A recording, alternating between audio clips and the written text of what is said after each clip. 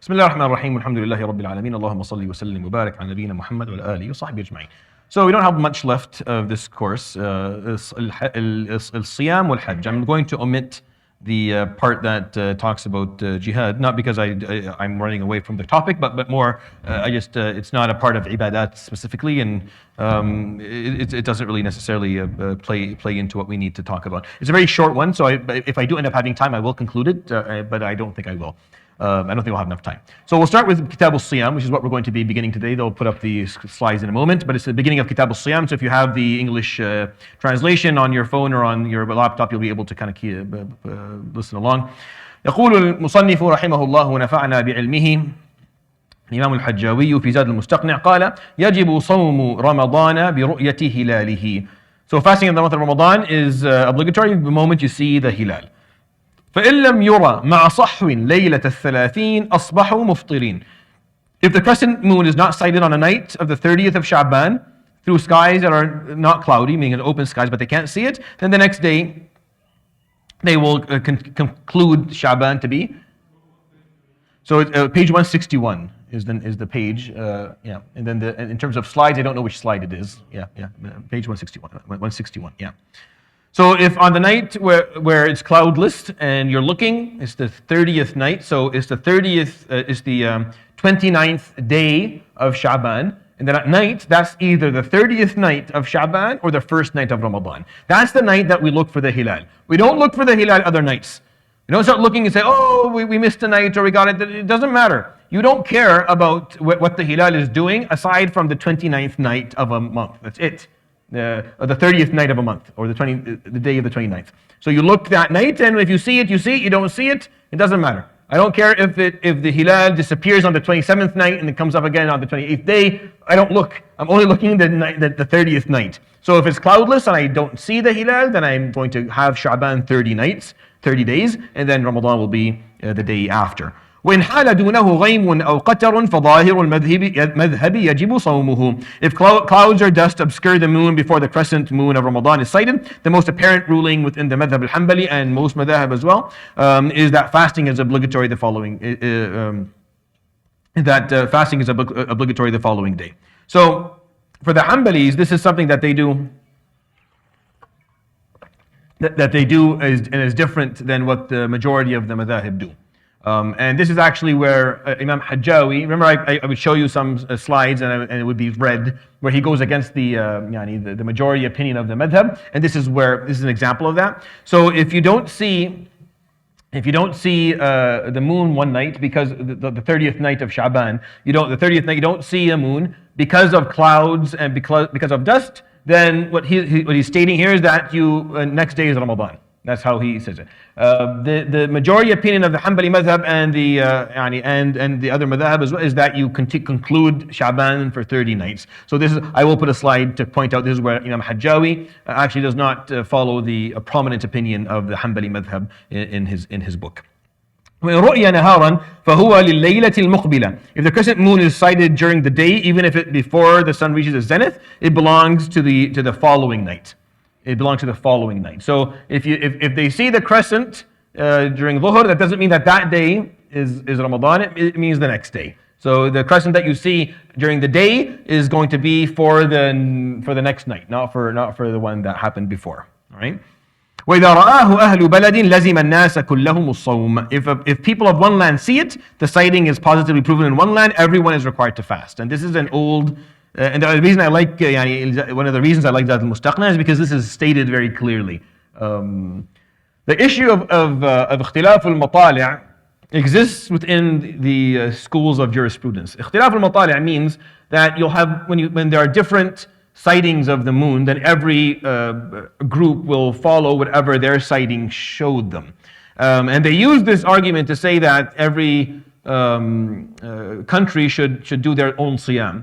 And the Hanbali madhab have this opinion, even though that opinion is correct, it's not wrong. I'm not trying to trash it. I'm just saying that opinion there is what most scholars will use. But the Hanbali madhab have an opinion that is very old, as you can see in this book here, that states that once one group of people see it, then everyone has to fast. So the argument that in the history there's no opinion to state that if one group sees it, everyone should fast, this is only new, is not accurate, because this opinion existed in a simple book like Zad al-Mustaqni, as a primary Hanbali fiqh book. So it's something worth noting. I use this obviously when I'm having arguments. I usually tend to side by the idea of everyone fasting together and everyone having iftar together. I prefer that over every group doing their own thing, or every city, or every country, or I prefer once we see it, because everyone basically fasts, and once we see it, everyone has their Eid. It's a nice representation of our unity.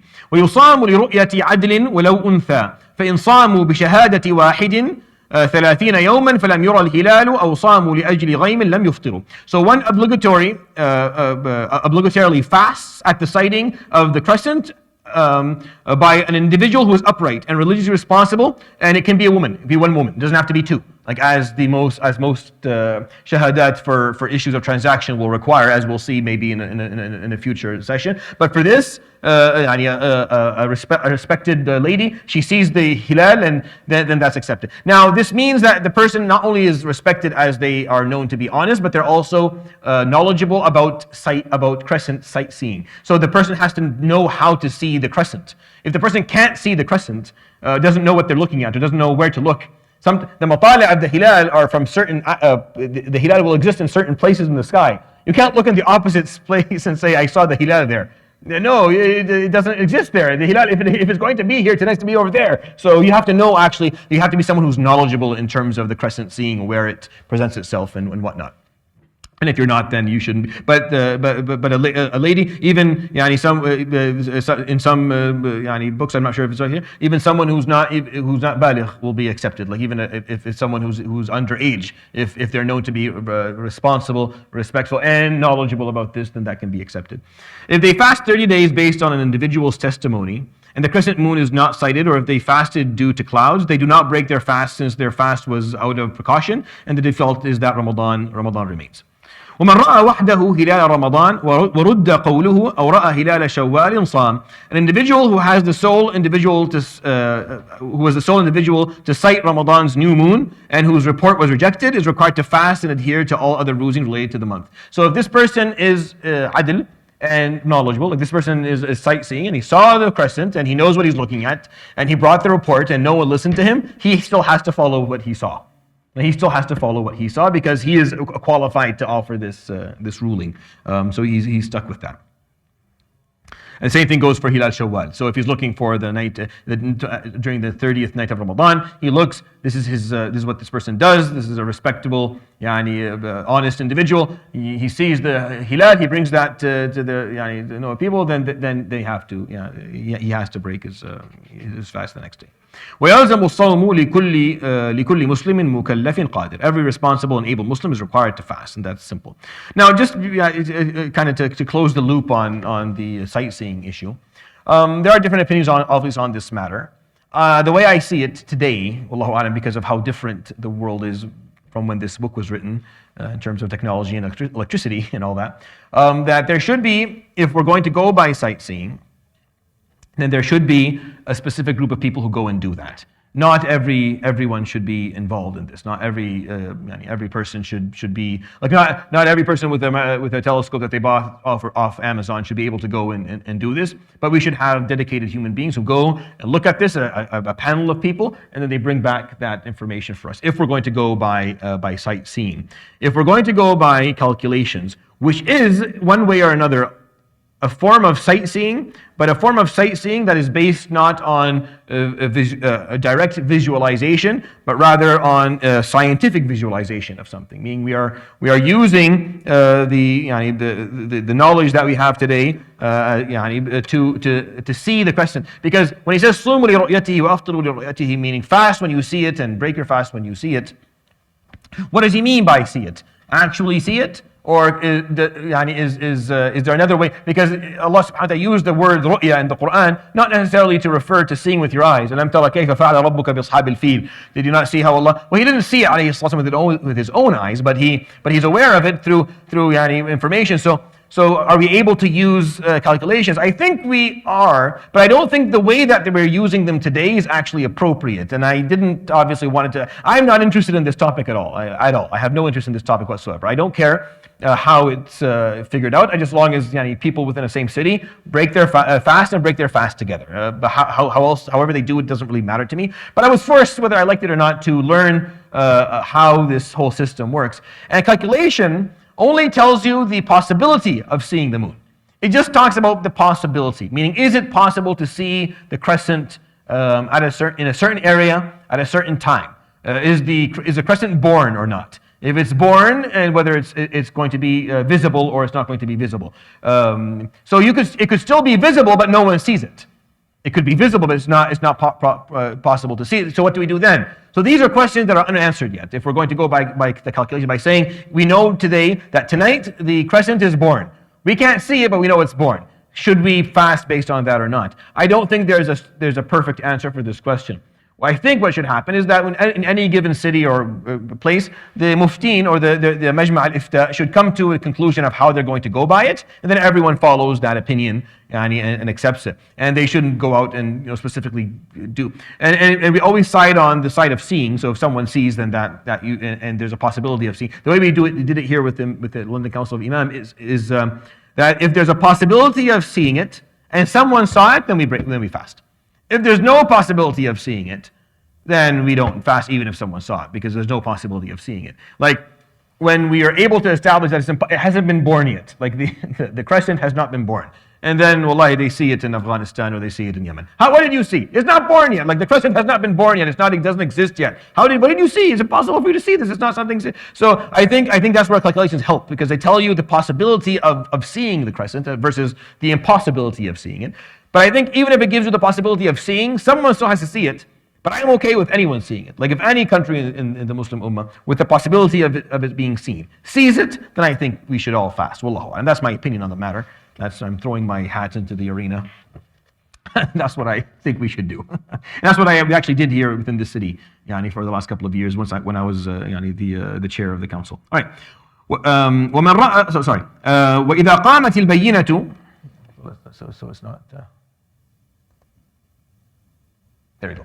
وإذا قامت البينة في أثناء النهار وجب الإمساك والقضاء على كل من صار في أثنائه أهلا لوجوبه وكذا حائض ونفساء طهرتا ومسافر قديم مفطرا. So when proof that Ramadan has arrived is presented during the day, it is obligatory to abstain the remainder of the fast broken day and make up for that day for everyone who became deserving of its obligation during the day. It is the same for a woman who became pure from menstruation, or lokia, or a traveler who arrived while not fasting. So this is the Hanbali opinion. The Hanbali opinion is that if we agree that tomorrow is iftar, and then somehow we find out that it's supposed to be Ramadan, then we continue the day in fasting, and then we make up for that day at the end of the month, or later after the month. This is taking into consideration that when this book was written, if you were in a village where you were surrounded by mountains, you had no one who could see the Ramadan, and you did a basic looking, you couldn't see, and then you found out the next day because the person who was supposed to bring you the information came late. They came after Fajr and they told you, yes, it's Ramadan today. Then people continue their Siyam and they owe a day. This is what he's talking about. But I don't think anything else applies. I don't think what happened today applies in any other fashion. For some group to say, well, we saw it, but we didn't, khalas, once it's established that tomorrow's iftar or tomorrow's siyam, then it's established. But this was back in the day when small counties and towns were finding out later from the center of the city that tomorrow's Ramadan, then they would have to basically continue their day fasting and then abstaining from food and then make up for it after the month is over. وَمَنْ أَفْطَرَ لِكِبَرٍ أو مرض لا يرجى برؤه أطعم لكل يوم مسكينا. Someone who breaks his fast out of old age due to an unrecoverable illness feeds one person, poor person for each missed day. So this is the minor expiation or kafara that exists.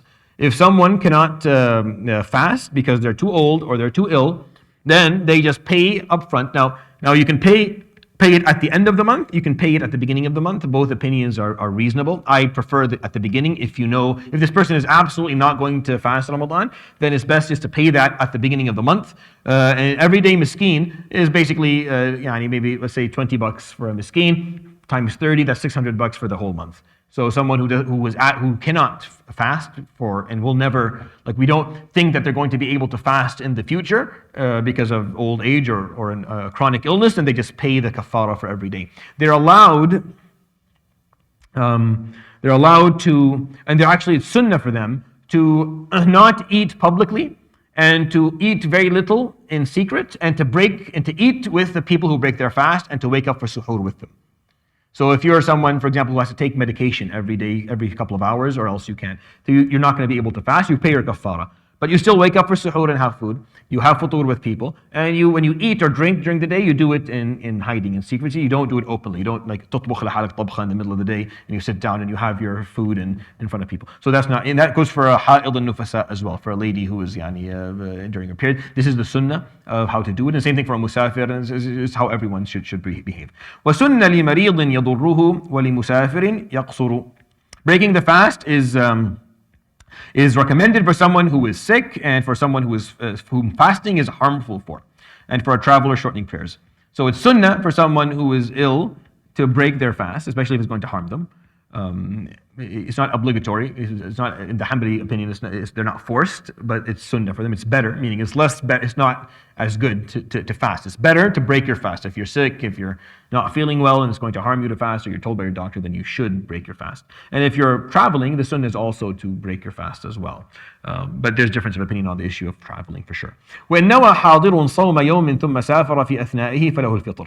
If a resident intends to fast a day and then travels during it, he may break the fast once he's traveling. Right? That's acceptable. When أفطرت حامل أو مرضع خوفا على أنفسهما قضتا فقط وعلى ولديهما قضتا وأطعمتا لكل يوم مسكينا. So a lady who is pregnant or breastfeeding, if she breaks her fast because she's fearing for her own safety, her own health, then she just makes up for each day later. Now, of course, I'm going to talk about at the end of this if someone has a lot of days, so don't worry, I'll talk about this at the end of the chapter, inshallah ta'ala, because people have 600 days and whatnot. This is ridiculous. So we'll talk about it. But if for a lady who is pregnant and breastfeeding, she's scared for her own health, then she just makes up for the day. If she's worried about the health of her child, then she makes up for the day, and an expiation is paid by the husband. So the father has to pay لكل يوم مسكينة. He has to feed for every day that she broke her fast for the kid, a miskin. All right, so that's what this is. And the reason, now that I can spend a bit of time to explain the philosophy here that the Shafi'i and the Hanabila have for this ruling, but it'll take a lot of time.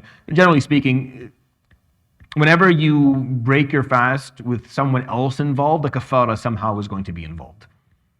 Like whenever, you're going to see this trend. Whenever fast is broken due to the involvement of someone else in the picture, then you have to perform a kafara. So in this case, it's the child, and then later on when someone has sexual relations with their wife, then they have to do kafara. So whenever someone else is involved in the picture, a kafara is there. And this is the philosophy that they take, and I think it's a reasonable one.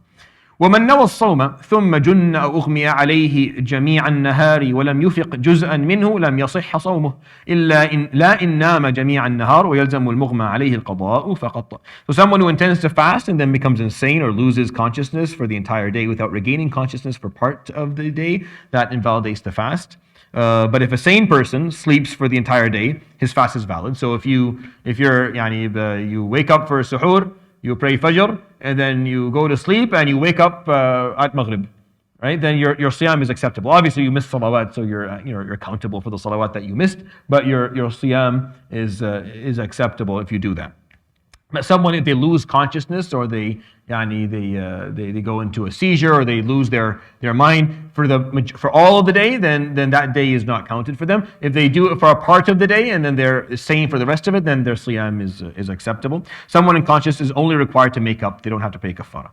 ويجب تعيين النية من الليل لصوم كل يوم واجب لا نية الفرضية. So it is obligatory to specify one's intention the night before each obligatory fasting day by believing oneself to be fasting for Ramadan, or making up a missed day of fast, or for an oath or an expiation or whatnot. But one is not required to specify that the fast is obligatory in the intention. So you don't have to say this is siyam al-fard, but for fard you have to make sure that there's an intention prior. Waking up for suhoor suffices.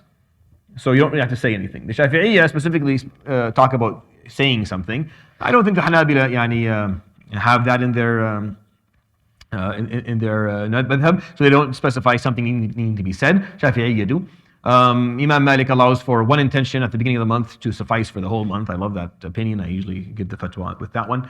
I think it's more reasonable. But really, you don't have to specifically the idea here is that if you wake up on a day of Ramadan, you wake up after Fajr, like after Fajr. And you wake up, you're not even aware what month it is. And if someone reminds you, by the way, it's Ramadan, you're fasting, and you're like, oh yeah, I'm fasting. No, you're not. no, you're not fasting. So if you're not aware of what day it is and what you're doing, then you're not fasting. If you know that tomorrow is Ramadan and you're fasting, then that's all you need to do. You don't have to sit there and say, I'm intending to fast. It's just more of you being aware that tomorrow is a day that you need to fast. But if you're so out of it that you don't even know what day of the month it is or what month it is, then that will invalidate your fast. But waking for suhoor by itself is an intention. If you wake up for suhoor, then that's it. You don't have to do anything else. ويصح النفل بنية من النهار قبل الزوال وبعده. Voluntary fasts are valid with an intention made during the day, before and after the sun's zenith. So you can take that opinion for the Hanabila and completely capitalize on it. So the Hanbalis allow for you to make the intention of fasting after the zenith. Right? So the majority of opinions don't allow for that. They say that if you're going to fast a recommended fasting, like you want to do like a sunnah, you have to make the intention right before dhuhr, just before dhuhr. The Hanabila don't, anytime. It doesn't matter. Even if you do it like an hour before Maghrib, if you went to work, you woke up, you went to work, you didn't drink, eat, do anything, and you're like, it's 2 hours till Maghrib, might as well fast. The Hanabila allow for that. The majority don't. They require it to be before dhuhr. Yeah. No. Anything that is fard or making up for a fard has to have the intention the night before. Yeah, so not just Ramadan, but anything making up for Ramadan, making up for like something that you have to do because you made an oath or you gave your word or something like that. Then something that's obligatory, you have to have the intention the night before, or you have to know that you're doing that prior to the day starting.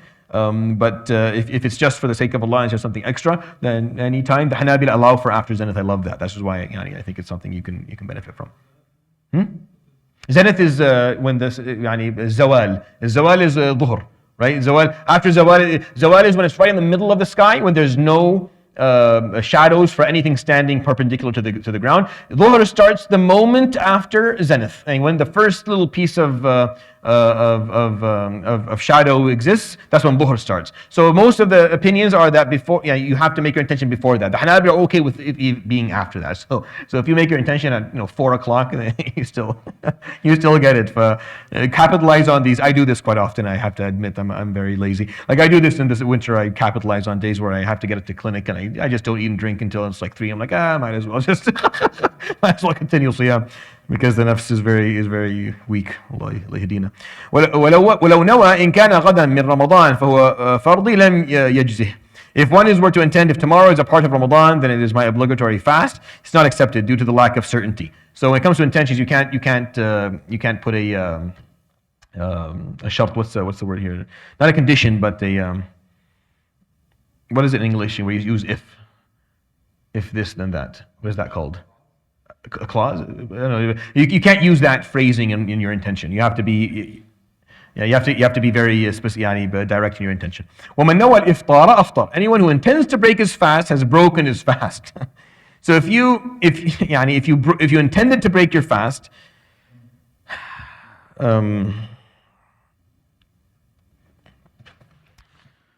so this is tricky, because how do you intend to break your fast without doing it? If you made the intention that khalas, I'm breaking my fast, I'm not fasting today. I'll eat a little bit, but I'm done. I'm not fasting. That breaks your fast. If you decide before you eat and drink that I'm not going to do that anymore, it doesn't matter. If you've made that clear intention that I'm breaking my fast, then your fast is broken.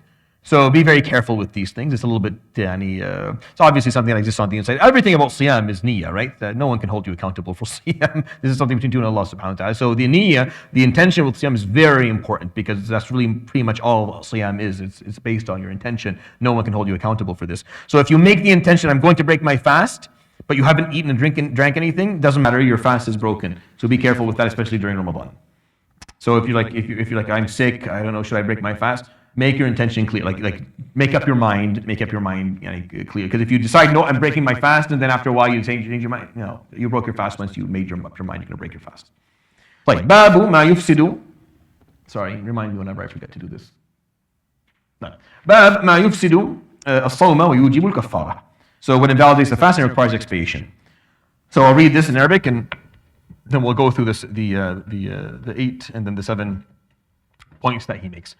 من أكل أو شرب أو استعط أو احتقن أو اكتحل بما يصل إلى حلقه أو أدخل إلى جوفه شيئا من أي موضع كان غير إحليله أو استقاء أو استمنى أو باشر فأمنى أو أمذى أو كرر النظر فأنزل أو حجم أو احتجم وظهر دم عامدا ذاكرا لصومه فسد لا ناسيا أو مكرها أو طار إلى حلقه ذباب أو غبار أو فكر فأنزل أو احتلم أو أصبح فيه طعام فلفظه أو اغتسل أو تمضمض أو استنثر أو زاد على 3 أو بالغ فدخل الماء حلقه لم يفسد. Alright, so someone invalidates his fast if, while remembering he is fasting, he deliberately eats, drinks, or uses snuff, anything that you send into through the mouth and through the nose that goes down to your throat will break your fast. Now, may I point out to you that before Ramadan, I do a session and I explain to you what breaks your fast and what doesn't.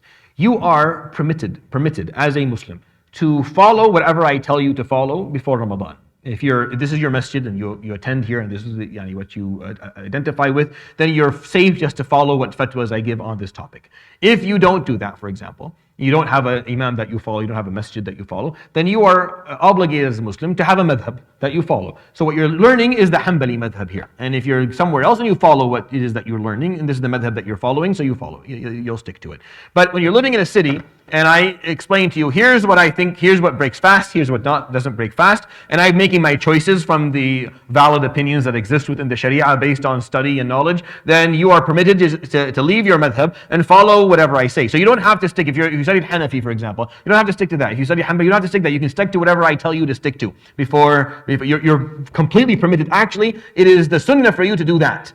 To say, okay, what is the imam doing? Then that's what we will do. This is the right way to actually perform your deen. Is that you have a madhab that you've learned. When you're on your own, you follow that. When you're within the imam, then you follow whatever the imam is doing. So if you're a Hanafi and you're praying, and I'm praying based on the Hanbali madhab, then you pray like I pray. You pray the way I'm praying. You don't have to say this, I do this differently. Just do whatever we're doing. You don't have to stick to your madhab for this, and that goes for everything in the deen. And that's the point of having an imam anyways. The whole point of there being imamah is to take off your shoulders the need to figure out your rulings yourself. No, I will help you with that and do that. I'm teaching a madhab because you won't always have that luxury. You won't always be in a place where you identify with a masjid or with an imam. So you have to have a way to perform your ibadat. So you study the madhab, then you have, or you study two, then you can follow those opinions and you have that flexibility. But this is why I'm saying this, because you're going to find some opinions here that you're like, well, you told us differently. I know I did, because what I'm explaining to you before Ramadan is based on a generic study of this topic and what I believe to be the best. I'm choosing what I think are the best opinions and have the strongest evidence.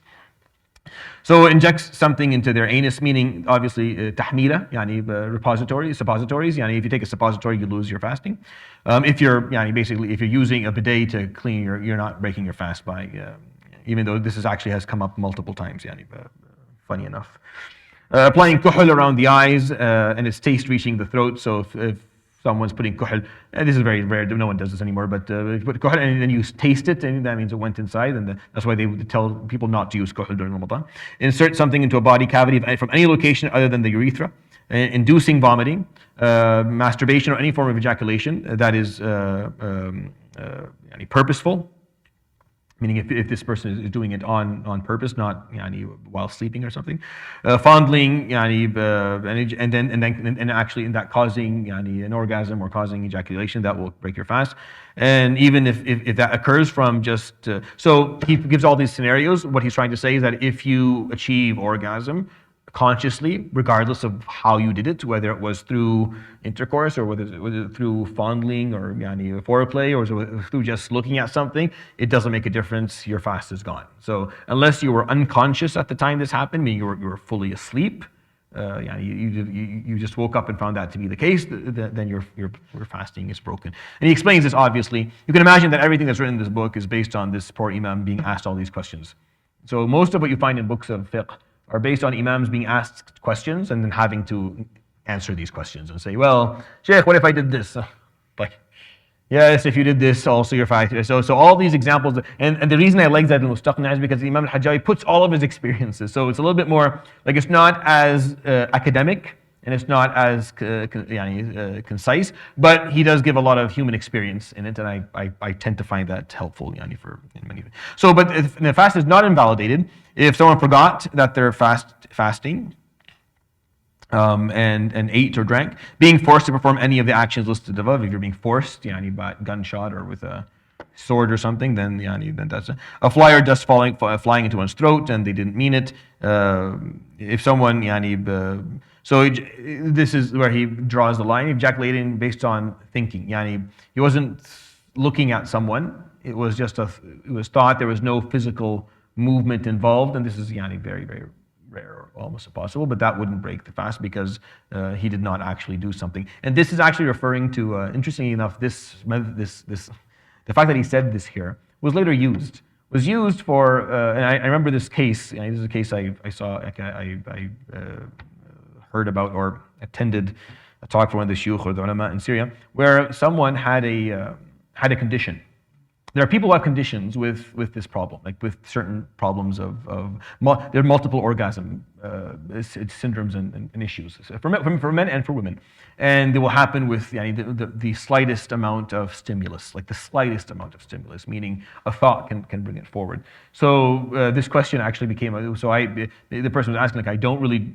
If I think of anything, then I'll experience this. So then what? And then this was pulled out from the pocket. That there's actually a ruling on this. That thought its own, just thought, if it brings forward an orgasm or ejaculation, then it doesn't break the fast.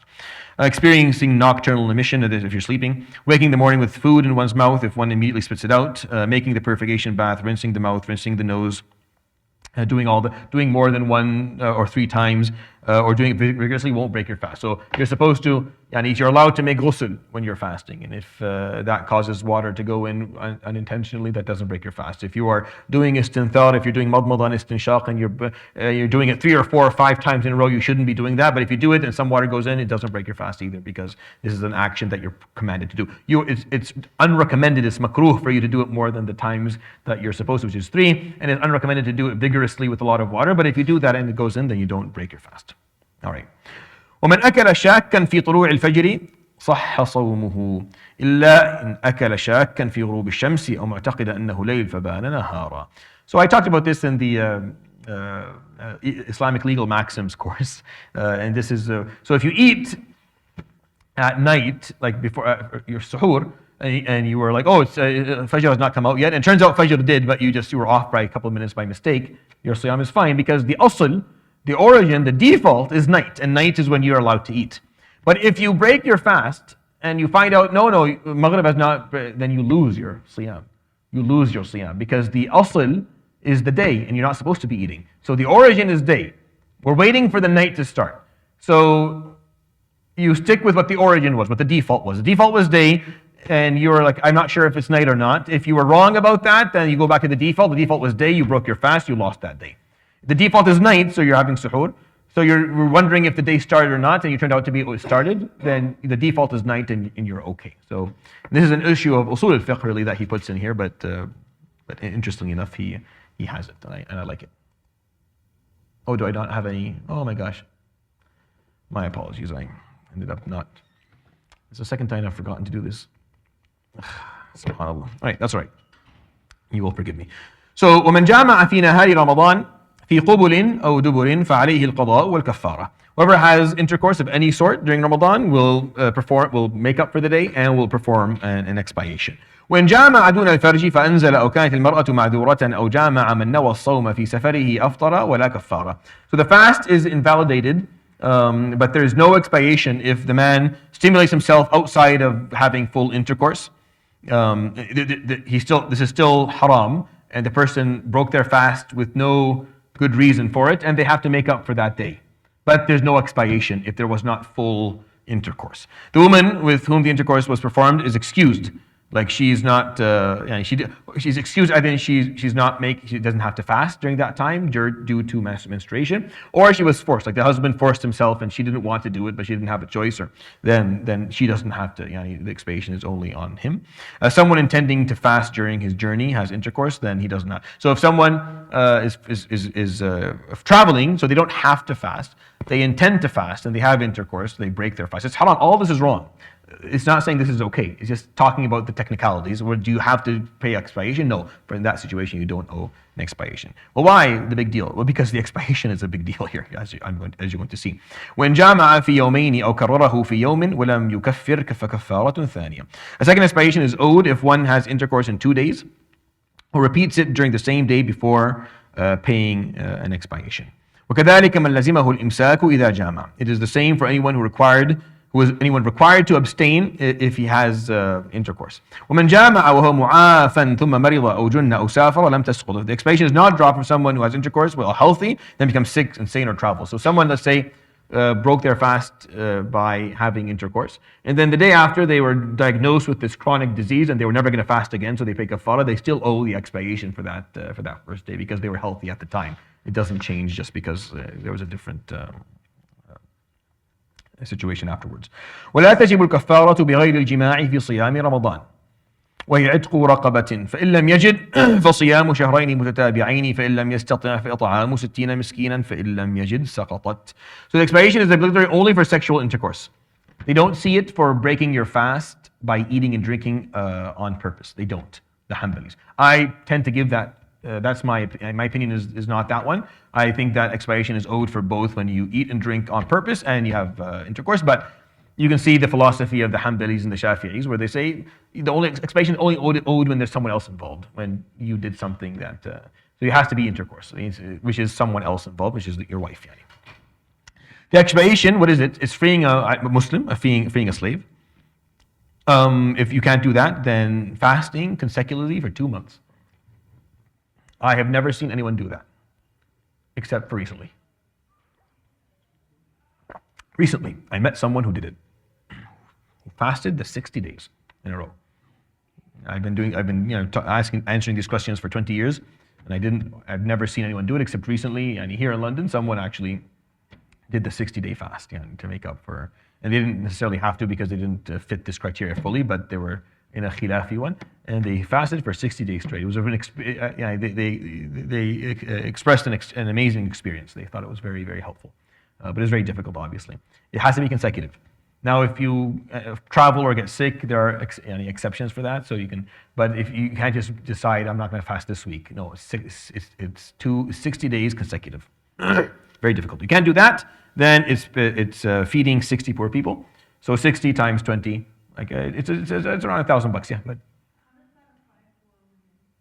yeah, so when she menstruates, then she doesn't fast, and because like I said, if someone's traveling or sick, then that's fine. Same thing for a woman if she menstruates, fine. But they can't just decide not to fast a day to take a break, quote unquote. They can't do that.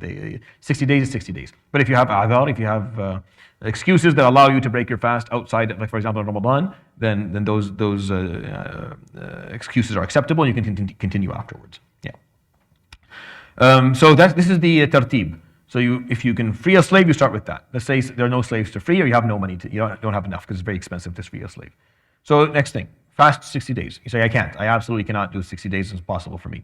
Then you pay $1,000 or $1,200, which is feeding 60 miskeen. You can't do that, then the expiation is dropped.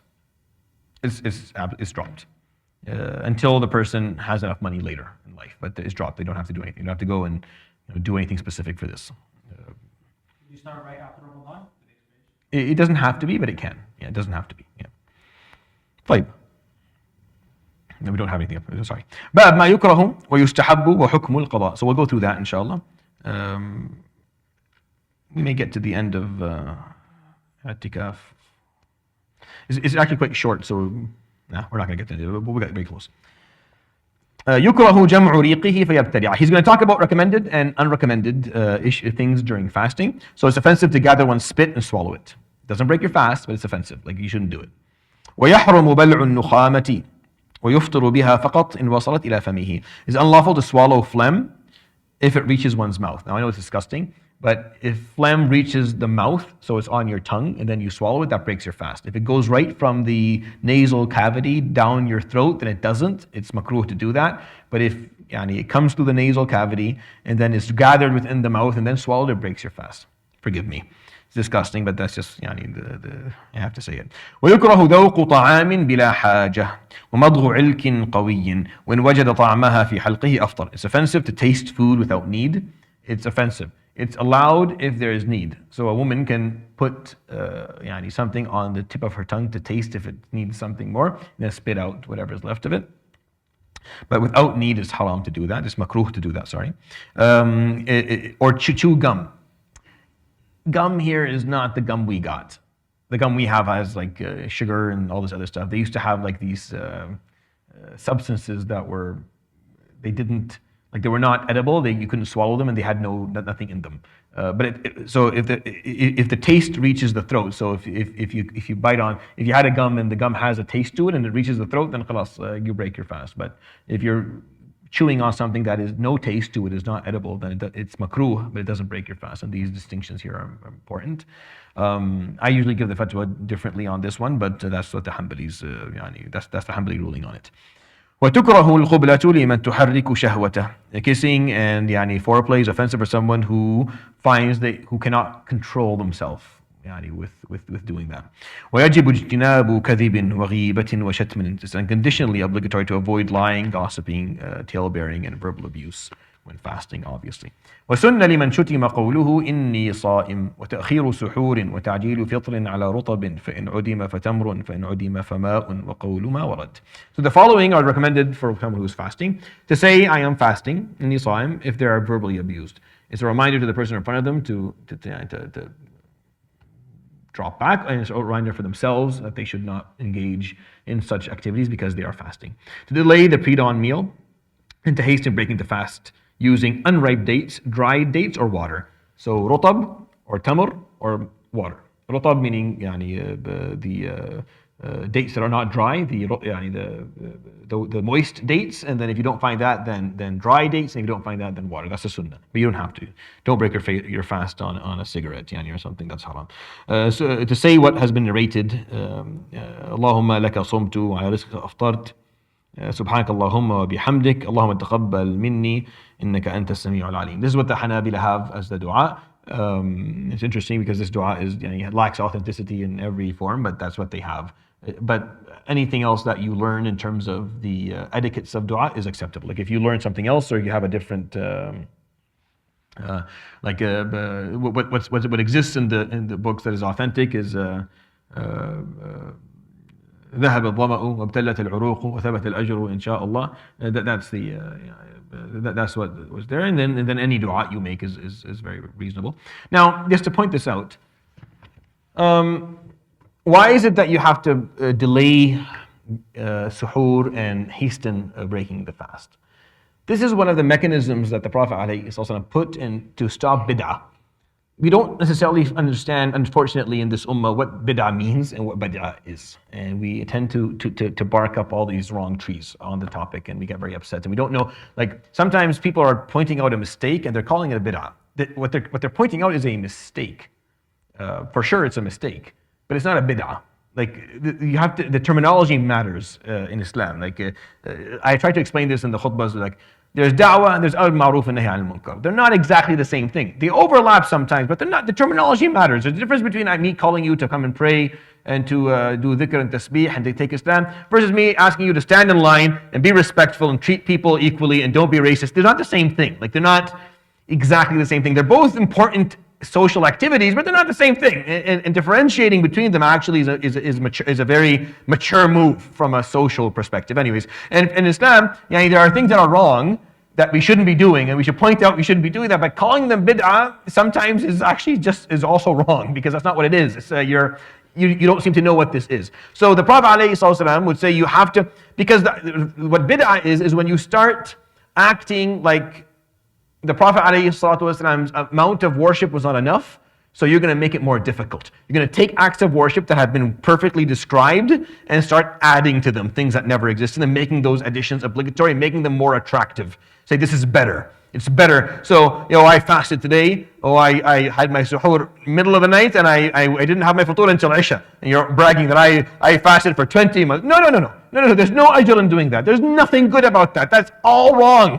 So the sunnah is to push your suhoor literally right before Fajr and to break your fast immediately at Maghrib, because there's no ajr in doing anything more than what he taught us to do, alayhi salatu wasalam. And that goes for salah, and goes for everything. And that's where bid'ah is to protect us from being forced into a way of life that is that ruins our functionality, that harms us, and that is not closer to Allah subhanahu wa ta'ala. And I talk about this in other lectures, but I just always think it's interesting to understand why he talks about this, because sometimes people are like, why is this important? Well, that's why it's important.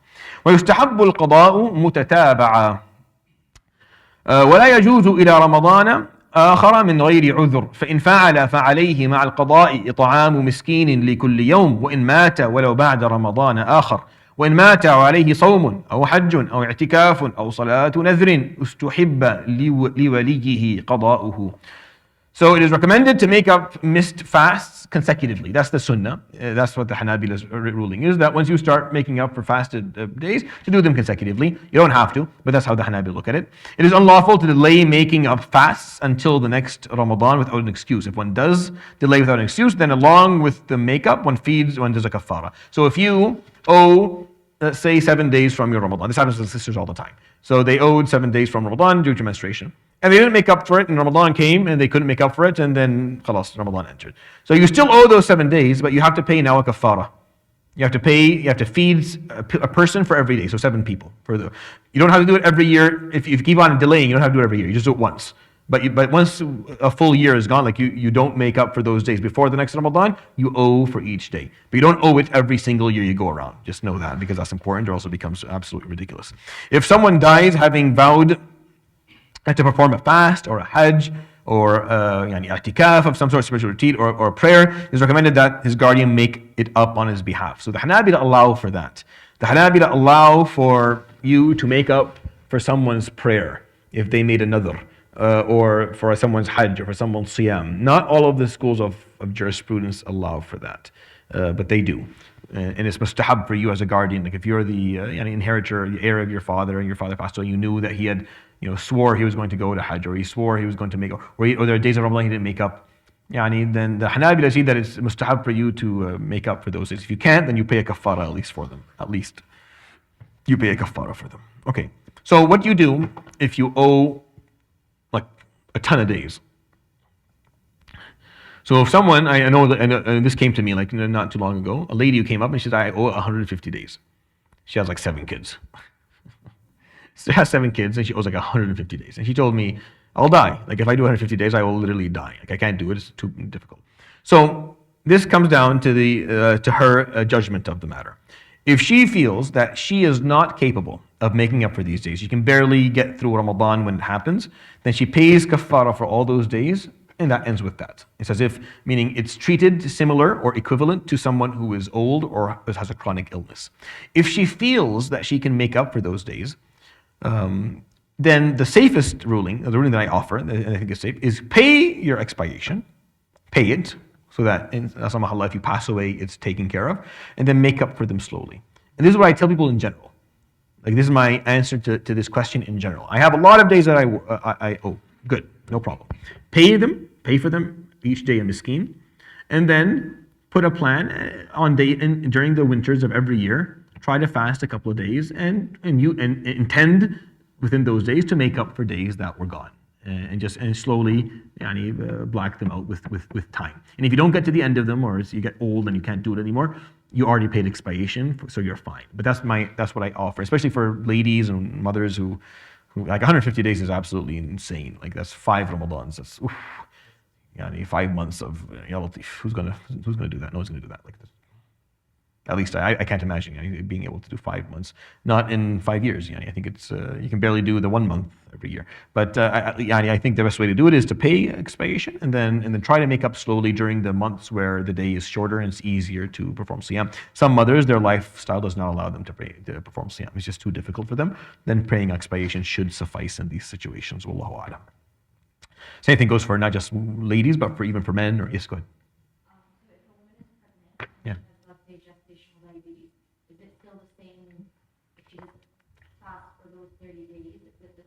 So it's just if it ends up being just gestational, meaning just during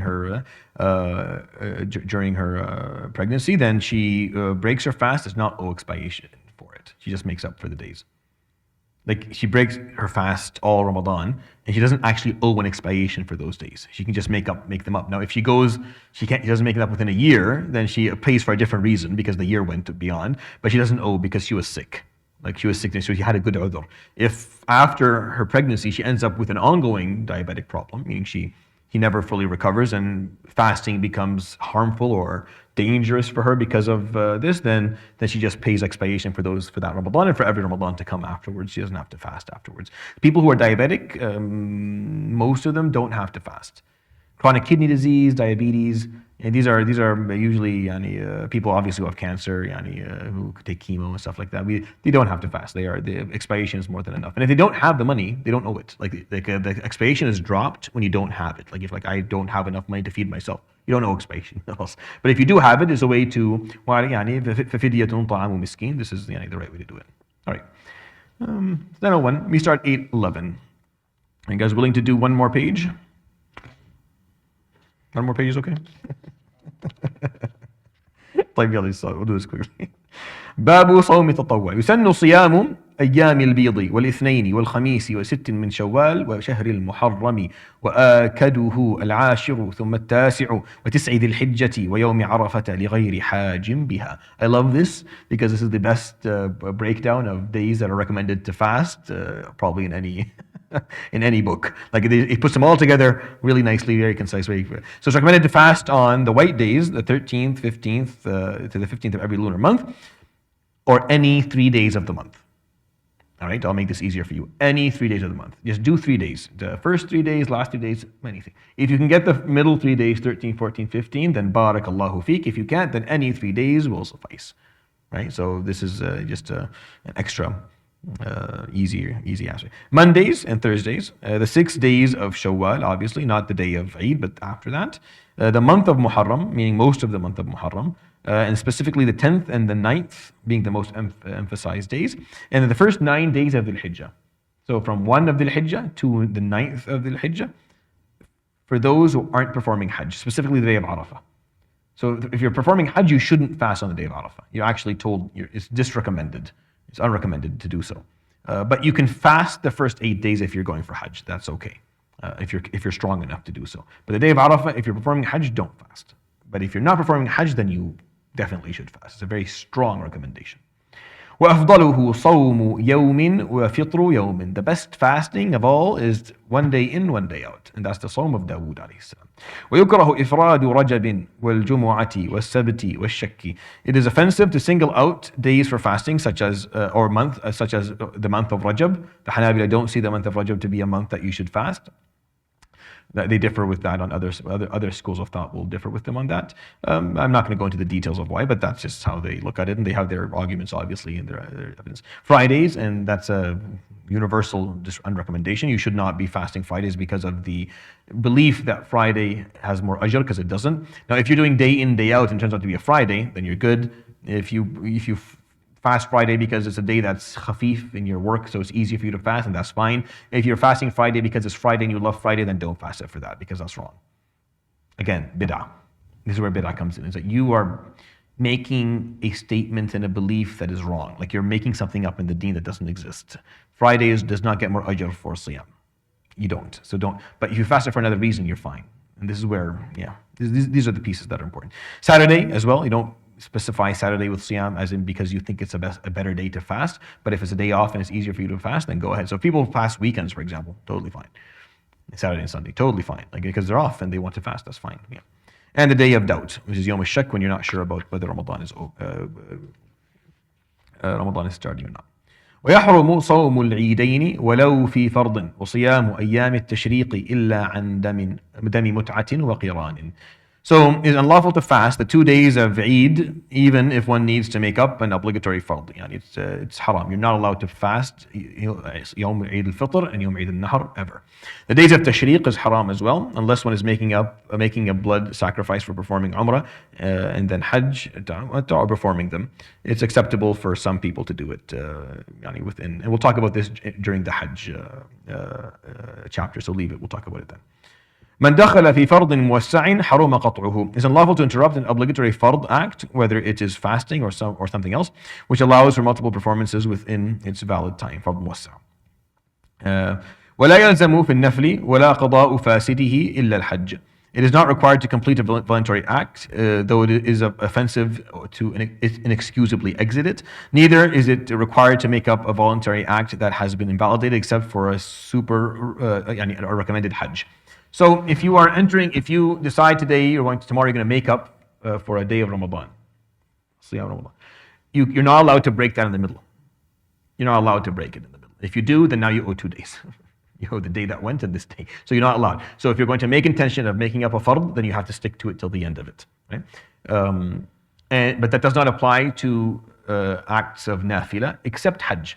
So if you're performing a Hajj, you've already done your main Hajj, and you decide in the middle of Hajj you don't want to continue anymore, no. You end up owing this Hajj. You have to repeat it, like next year or the year after. You owe a Hajj now because you didn't break it. So if you perform Hajj once and you perform another Hajj, and then in that middle of the Hajj you decide you don't want to complete your Hajj because you've done it already, no. Hajj is not that. Hajj is a big deal. You have to make up for it, complete it, or make up for it the year after. It's of that importance. Yeah, just one, yeah, because you've already done the program before. وترجى ليلة القدر في العشر الأواخر من رمضان وأوتاره آكد وليلة 27 أبلغ ويدعو فيها بما ورد. So we look for Laylatul Qadr in the last 10 nights of Ramadan, and during the witri nights, the odd nights is more clear, and the 27th night is probably the most likely, and you make dua within the night with what the Prophet عليه الصلاة والسلام يعني taught us.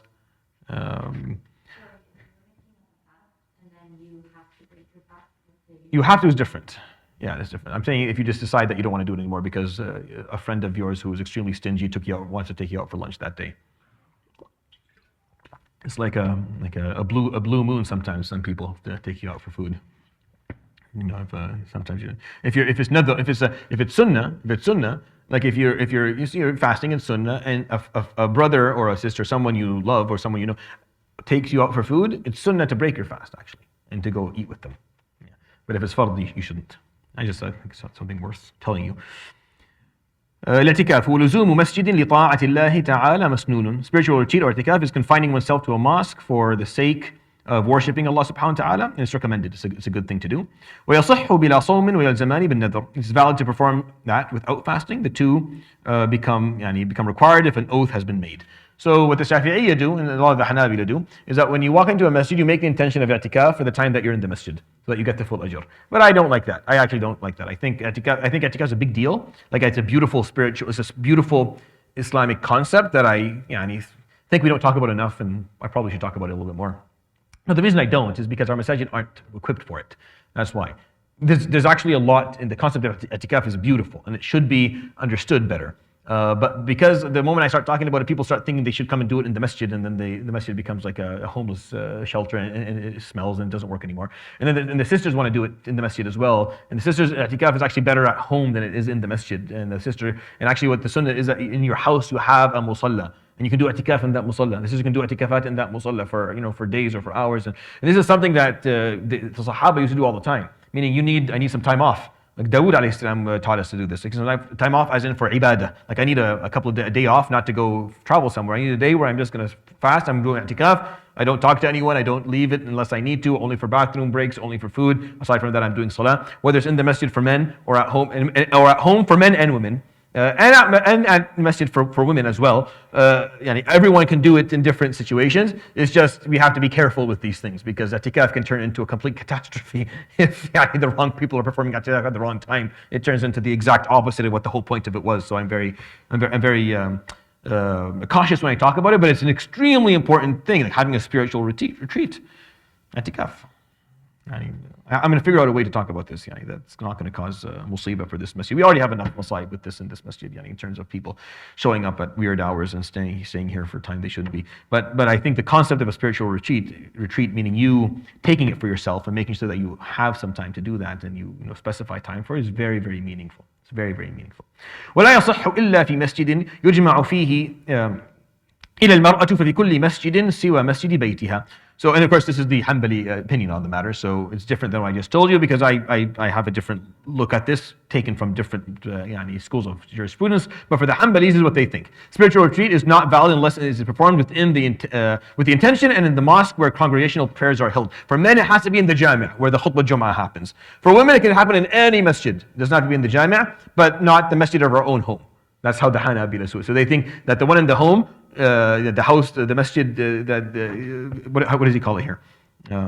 Mosque in her, it's just called the mosque in her home. So because every group every family should have a mosque in their home, which is something that's hard. I've tried to do it; it has not worked out yet for me. But you should have like a musalla in your house. And aside from the Hanabila, you're allowed to do your i'tikaf there, as a man and a woman. It's better to do in the masjid for sure, but it's allowed to do there. And it's actually better for the woman to do it there than it is to do outside of the Hanbali madhab. Wallahu a'lam. ومن نذره أو الصلاة في مسجد غير الثلاثة وأفضلها الحرام فمسجد المدينة فالأقصى لم يلزمه فيه وإن عين الأفضل لم يجز فيما دونه وعكسه بعكسه. One is not required to perform a valid spiritual retreat or prayer in the mosque specified in intention unless it's one of the three. So if you say I give an oath or I vow to perform i'tikaf in Masjid Abu Ayyub al-Ansari in Istanbul, no, doesn't matter. You can do it in any masjid. That doesn't matter. If you say that if you vow you're going to do it in Al-Haram or in Medina or in Al-Aqsa, then you have to do it there. If you say I'm going to do it in the best masjid, then you're stuck with Al-Haram. You can't go anywhere else. So you have to be careful with these vows. Now, if one specified the mosque, most superior mosque, nothing less suffices. All right. ومن نذر زمنا معينا دخل معتكفه قبل ليلته الأولى وخرج بعد آخره. If one makes an oath to a specific period of time, one enters spiritual retreat on the day before its first night and exits on the day after its final night. Because retreats are usually followed by nights. So if you say I'm going to make it these 3 nights, then you have to get in the masjid before that night begins and leave after that night ends, or else your vow, if it's a vowed retreat, then because you want it to suffice so that you've removed your vow. ولم يخرج المعتكف إلا لما لا بد منه ولا يعود مريضا ولا يشهد جنازة إلا أن يشترطه. So you don't leave if you're in a retreat except for unavoidable circumstances like getting food and drink, a need to urinate, defecate or vomit, ghusl, if you have janaba for example, going to fight or prayer, giving an obligatory testimony. That's why I have some rulings here. I think you can do i'tikaf in the last 10 nights of Ramadan and still go to work.